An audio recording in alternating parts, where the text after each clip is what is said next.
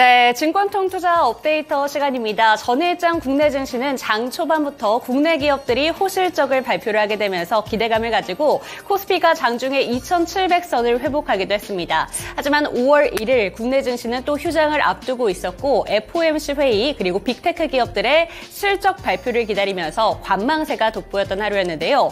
코스피와 코스닥 결국에는 엇갈린 채로 거래를 마쳤습니다. 하지만 소폭 상승과 소폭 하락에 머물렀다는 점 체크하시면서 그렇다면 전일장 거래 대금이 어떤 종목으로 몰렸는지 코스피 시장부터 살펴보도록 하겠습니다. 네, 삼성전자와 SK하이닉스, LS에코에너지, 한화에어로스페이스, 이수페타시스 순으로 이름을 올렸고요. 코스닥 쪽에서는 제일MNS와 마녀공장, 그리고 선익시스템, HLB와 에코프로 순으로 이름을 올렸습니다. 이 중에서는 전선 관련된 종목인 LS에코에너지 잠시 뒤 특징주로 짚어드리도록 하겠고요. 그리고 화장품 종목들이 전일장에서는 상당히 강한 시세를 보여줬습니다. 그렇기 때문에 마녀공장 두 번째 특징주로 짚어보고요. 선익시스템은 개별적인 호재를 들고 온 만큼 마지막 특징주로 체크해드리도록 하겠습니다. 그럼 나머지 종목들부터 먼저 살펴볼 텐데요. 반도체 종목들부터 체크를 해보도록 하겠습니다.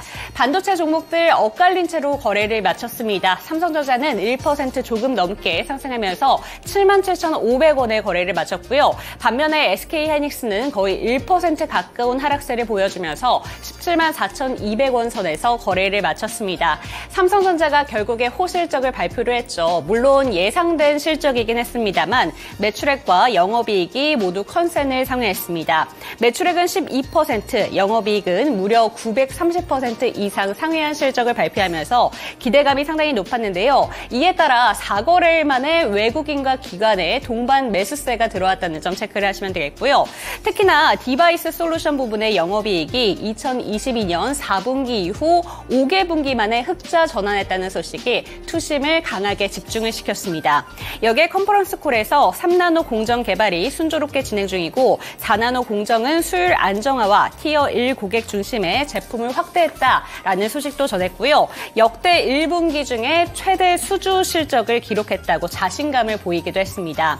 그리고 HBM3E 12단 제품을 2분기 중에 양산하겠다는 계획과 함께 R&D에 역시나 사상 최대 금액을 투입하고 있다라는 소식도 전해지면서 앞으로 미래 전망도 밝다라는 소식에 투심이 집중된 것으로 보이고 있는데요.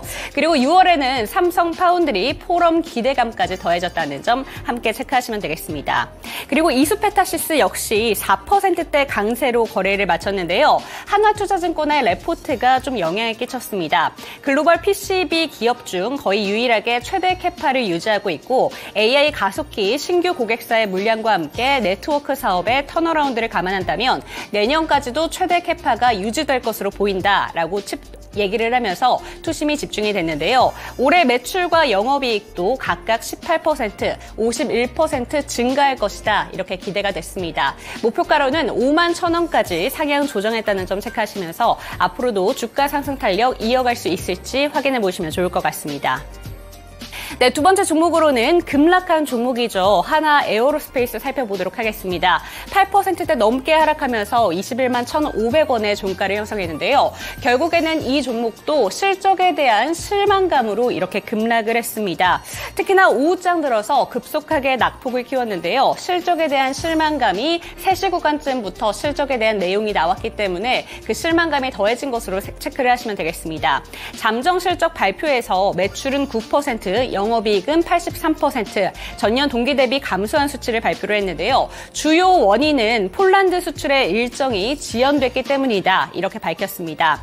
폴란드양 K9의 자주포 등의 수출이 2분기부터는 본격화할 것이다. 그리고 루마니아의 자주포 사업의 최종 결과 발표도 기다리고 있는 만큼 2분기부터는 아무래도 실적이 바뀔 것이다. 라는 내용을 전했지만 결국에는 실망감을 안고 8%대 이렇게 하락을 보여줬는데 시간의 거래에서는 소폭 상승했다는 점도 함께 체크하시면 되겠습니다. 네, 그리고 나머지 종목들도 한번 체크를 해보도록 할게요. 제일MNS 같은 경우에는 신규 상장 종목이었는데요. 잠시 뒤 시간의 특징주에서 특징주로 살펴볼 것이기 때문에 여기서는 패스하도록 하겠고요. 나머지 종목 살펴보신다면 HLB와 에코프로 살펴보시면 되겠습니다. HLB는 1.65%의 강세 마감을 보여주면서 11만 1,200원의 종가를 형성했고 에코프로 같은 경우에는 소폭 상승에 머물렀습니다.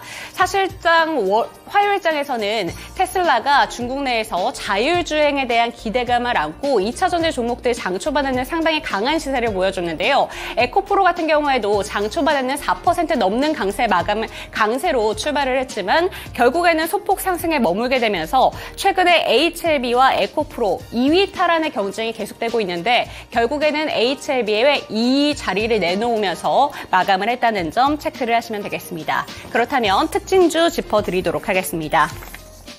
네, 첫 번째 특징주로는 월요일장에서는 상한가 그리고 화요일장에서도 추가적으로 11%대의 급등세를 보여준 LS 에코에너지 살펴드리도록 하겠습니다. 월요일장에서도 전력 수요 증가 모멘텀과 함께 국내 기업 중 처음으로 대규모 히토류 산화물의 구매 계약을 체결했다는 소식까지 전해지면서 히토류 모멘텀도 함께 받아가면서 상한가로 거래를 마친 종목이었는데요. 전력 설비 테마의 강세가 여전히 이어지고 있습니다. 화요일장에서도 전력 설비 테마에 다양한 종목들이 상승하면서 거래를 마친 가운데 LS 에코에너지 11% 넘게 급등으로 거래를 마쳤고요. 때문에 장마감 이후에 단기 과열 종목으로 지정되었다는 소식은 체크하셔야겠습니다. 두 번째 특징주로 체크해 보도록 하겠습니다. 마녀공장 살펴보도록 하겠습니다. 18%대 급등으로 거래를 마쳤는데요. 화요일장에서 전력 설비 테마와 함께 화장품주의 강세도 돋보였던 장이었습니다.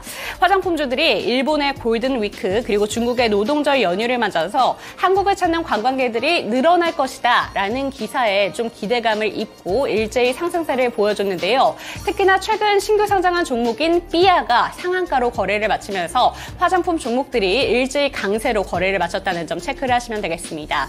이렇게 관광객들에 대한 수혜의 기대감도 입고 있는 가운데 호실적을 발표한 화장품 종목들도 여기에 기대감을 더해주고 있는데요. LG 생활건강과 아모레퍼시픽의 호실적이 화장품 종목들의 앞으로의 주가 상승 탄력에 힘을 보태줄 것이다. 이런 내용들이 나오게 되면서 결국에 마녀공장도 18%대 급등으로 거래를 마쳤다는 점 체크를 하시면 되겠습니다. 그리고 시간의 거래에서도 화장품 관련된 종목들 일부가 강세 마감했다는 점 함께 보시면 되겠습니다.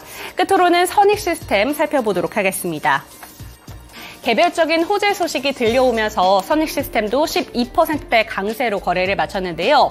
중국 BOE의 IT 제품용 8.6세대 OLED 진공증착 물류 장비를 수주했다는 소식에 영향을 받았습니다. 여기에 디스플레이 전문 조사업체인 UB 리서치의 보고서도 좀 영향을 끼쳤는데요. OLED 발광 재료의 수요량이 28년까지 연평균 7.9%씩 증가할 것이다 라는 기사에 좀 영향을 받았습니다. 해당 소식에 선익시스템뿐만 아니라 OLED 관련된 종목들 일제히 상승으로 거래를 마쳤다는 점 함께 보시면 되겠습니다. 이번에는 시간의 거래에서 주목받은 종목들 체크해 보도록 하겠습니다. 먼저 상승한 종목부터 살펴보도록 하겠습니다. 네, 한울소재과학과 옵티코어, 계양전기, 뷰티스킨, 그리고 캠트로닉스 순으로 시간의 거래에서 상승했고요. 그리고 시간의 거래에서 하락한 종목들 살펴보신다면 BK탑스, 에코앤드림, 제일MNS, 카이너스메드, 그리고 IMBDX 순으로 하락세를 보여줬습니다. 이 중에서 특징주는 크게 두 가지를 살펴보도록 할 텐데요. 6G 관련된 종목인 한울소재과학과 그리고 옵티코어, 잠시 뒤 첫 번째 특징주로 짚어드리도록 하겠고요. 신규 상장 종목인 제일MNS 두 번째 특징주로 확인해 보도록 하겠습니다. 그럼 나머지 종목들부터 체크해 보도록 하겠습니다. 먼저 뷰티스킨, 화장품 종목들의 강세 속에 뷰티스킨은 시간의 거래에서 추가적인 강세를 보여줬습니다.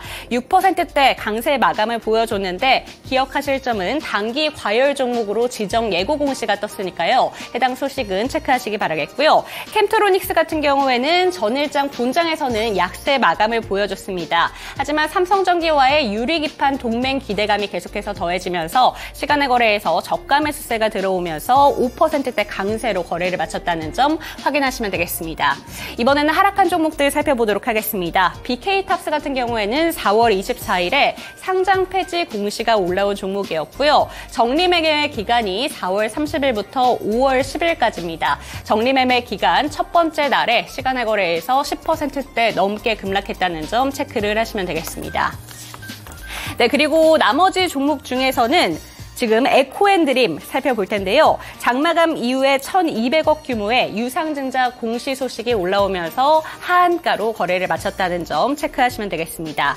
그리고 카이노스메드 같은 경우에는 3%대 약세로 거래를 마쳤는데요. 자체 개발한 에이즈 치료제 미국 FDA 허가 추진 소식과 함께 중국 내 매출이 1분기에 전년 동기 대비 177% 증가했다는 소식에 본장에서 상한가를 터치했었던 종목이었습니다.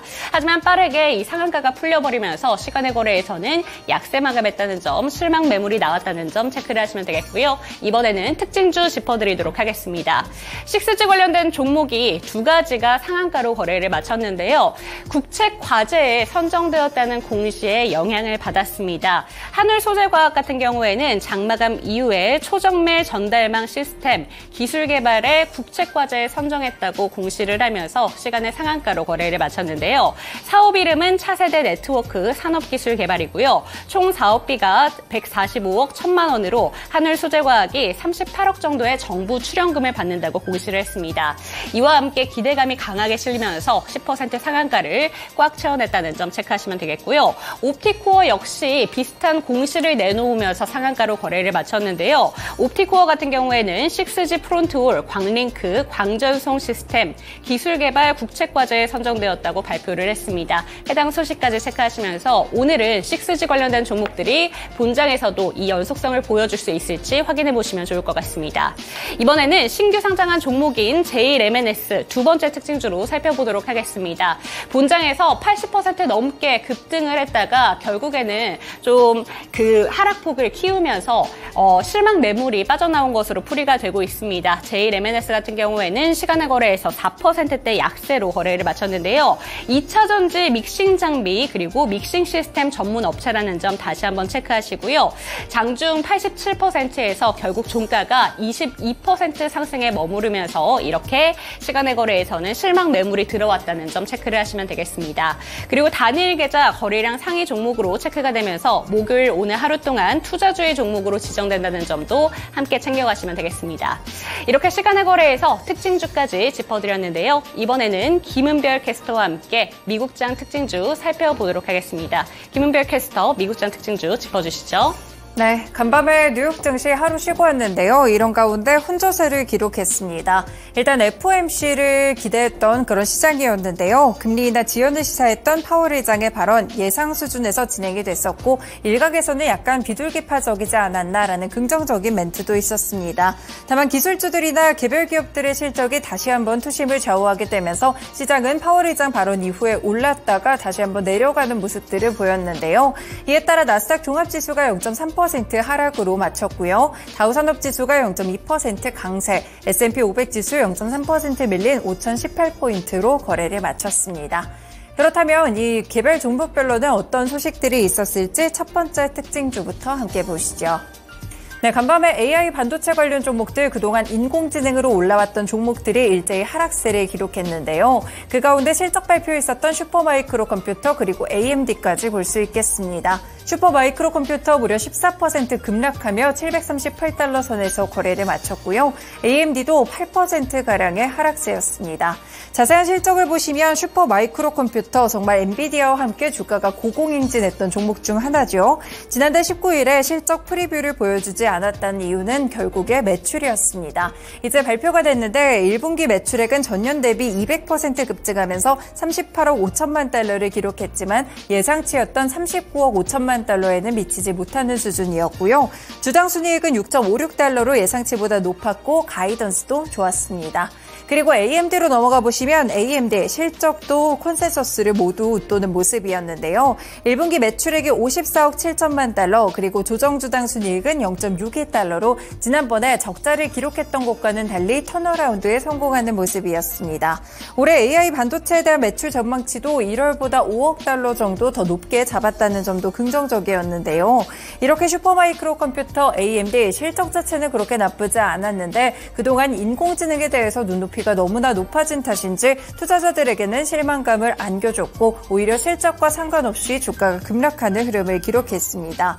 이렇게 두 종목의 실적 발표와 더불어서 주가가 꺾였다는 점은 일제히 반도체 종목들에게도 영향을 줬고요. 실제 엔비디아 역시나 3.8% 정도 하락 마감하기도 했습니다. 네, 반도체 관련 종목들이 이렇게 하락하는 모습 속에서 국내 증시에서도 AI 반도체 종목들의 흔들림이 예상되고 있는데요. 살펴보셔야겠습니다. 삼성전자, SK하이닉스 포함해서 또 AI 반도체 종목으로 꼽히고 있는 가온칩스, 그리고 슈퍼마이크로 컴퓨터처럼 액침 냉각 사업을 하고 있는 GST까지 함께 확인해 보실 수 있을 것 같은데요. 관련 종목들 인공지능에 대한 눈높이가 높아졌던 것일지 이 시장 분위기와 더불어서 종목들의 흐름도 살펴보셔야겠습니다. 네, 두 번째 특징 종목으로 넘어가 봅니다. 바로 스타벅스인데요. 15% 급락하면서 간밤에 74달러 선에서 거래를 마쳤습니다. 스타벅스 1분기 매출액은 85억 6천만 달러, 그리고 주당 순이익은 0.68달러를 기록했는데요. 컨센서스가 91억 3천만 달러의 매출이었고 주당 순이익은 0.79달러였기 때문에 이를 큰 폭으로 하회하는 어닝 쇼크의 성적표를 받아들게 됐습니다. CNBC 측에 따르면 이번에 스타벅스 임원들이 실적 부진의 원인으로 이스라엘 관련 오해에서 비롯된 불매 운동을 지목했다라고 보도를 했는데요. 실제로 실적 발표에서 CFO의 멘트를 보시면 추운 날씨로 매장의 방문객이 감소하기도 했었고 반이스라엘 여론이 자사 실적에 영향을 미쳤다고 이야기를 했습니다. 스타벅스는 중동 정세가 불안할 때마다 이스라엘에 국방 자금을 지원한다는 소문이 있는데요. 이 같은 소문이 남아서 계속해서 주가나 실적에 영향을 주고 있고요. 미국에 본사를 둔 식음료 기업들 스타벅스뿐 아니라 이 중동이나 이슬람권 국가에서 불매 운동에 시달리고 있습니다. 결국에 지정학적 리스크가 식음료 기업들로 이렇게 번지는 모습인데요. 관련해서는 스타벅스가 이렇게 실적 발표와 더불어 급락했다는 점 확인해 보실 수 있겠고요. 국내에서는 스타벅스 또 스타벅스 코리아를 운영하고 있는 신세계로 관련 종목 체크해 보도록 하겠습니다. 네, 신세계 일단 화요일에는 0.5% 정도 하락 마감했었는데요. 지금 신세계와 관련돼서는 스타컴 이슈도 좀 나오고 있는 편이고요. 이와 관련된 부분 포함해서 스타벅스 실적까지도 함께 체크해 볼 수 있겠습니다. 네, 마지막 종목들 보겠습니다. 네, 대마와 관련된 종목들 미국 증시에서 출렁임이 있었습니다. 일단 틸레이 브랜드, 캐노피 그로스, 오로라 캐너비스 관련 종목들인데요. 간밤에는 두 자릿수대로 급락세를 기록했지만 하지만 우리 증시가 쉬어갔던 전일장, 그러니까 화요일 뉴욕 증시에서 살펴보시면은 상당히 좋은 흐름을 기록했습니다. 네, 그 가운데 한 종목으로 볼 수 있는 이 캐노피 그로스의 경우에는 이 화요일 주가가 78%나 급등했다는 점 체크해 볼 수 있겠는데요. 바로 미국 연방정부가 대마초에 대한 위험 등급을 하향 조정할 예정이라는 보도가 나왔기 때문입니다. 이 미국의 법무부 산하 마약단속국은 대마초에 대한 마약류 등급을 하향 조정하는 방안을 백악관 예산관리국에 보낼 예정인데요. 현재 미국의 마약류 등급은 5단계로 분류가 되고 있습니다. 대마초는 현재 헤로인이나 LSD 등과 같이 1등급의 마약류로 지정이 돼 있는데요. 하지만 백악관의 검토를 통과하게 된다면 공개 수렴과 이 행정법원의 검토를 거쳐서 3등급 정도의 마약류로 내려가게 됩니다. 지금 등급 하향 여부는 연방정부 차원에서 대마초의 위험성이 상대적으로 낮다는 것을 의미하고 있고요. 마약 정책의 역사적인 전환을 의미하기 때문에 전역에 걸쳐서 광범위한 파급 효과를 가져올 수도 있겠습니다. 지금 바이든 대통령도 관련해서 단순 대마사범에 대한 사면 조치를 시행하는 등 여러 가지 규제에 대한 부분을 완화하고 있는데요. 이 부분이 바로 대선 지지율을 높이는 데 도움이 될 수 있다라는 측면에서 선거적인 측면의 흐름도 흐르고 있습니다. 네, 이렇게 관련해서 대마 관련 종목들이 화요일에 급등을 했다가 바로 이후에 차익 실현이 나왔다는 점, 국내 증시에서도 마약 관련 종목들 보실 수 있겠습니다. 네, 대마 관련 소식들 나왔을 때 미국 증시뿐 아니라 국내 증시까지 같이 영향을 미치곤 하는데요. 우리바이오, 오성첨단 소재, 메디콕스 같은 종목들 대마 관련 종목들로 분류되니까요. 오늘장 정규장 흐름에 참고해 보시면 되겠습니다. 네, 이렇게 미국 증시 특징 종목들 국내 증시까지 연결해 드렸습니다. 지금까지 증권통투자 업데이트였습니다.